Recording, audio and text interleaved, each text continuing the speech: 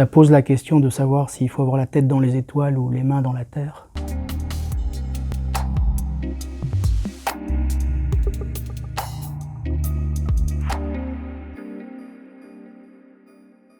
Alors c'est l'histoire de Clay. Clay est un astronaute américain qui est le seul survivant d'une mission sur Mars. Il est choqué, il est revenu, il a perdu son amour, il a perdu ses collègues. Et l'histoire commence à Los Angeles au moment où il se souvient de ce qui s'est passé et pourquoi. Mais il n'arrive pas encore à surmonter l'expérience, l'épreuve douloureuse de sa mémoire.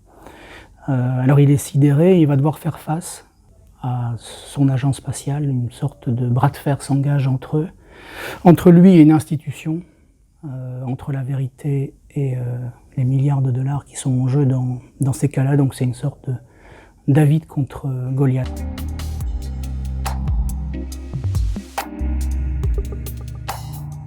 Pourquoi ce titre, l'occupation du ciel? Pour deux raisons. D'abord au sens presque militaire, d'occupation d'une zone d'intérêt, occuper une zone d'intérêt.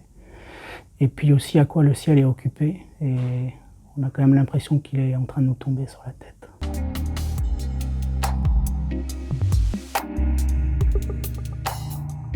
Il y a plusieurs raisons, mais l'une d'elles, c'est que j'ai rencontré une astronaute américaine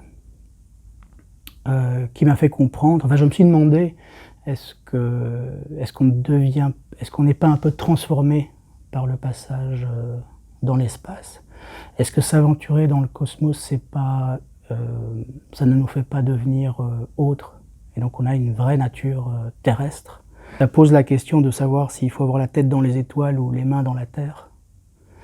À un moment évidemment où on se rend compte de la grande fragilité de l'habitat terrestre, de la grande fragilité du vivant en général.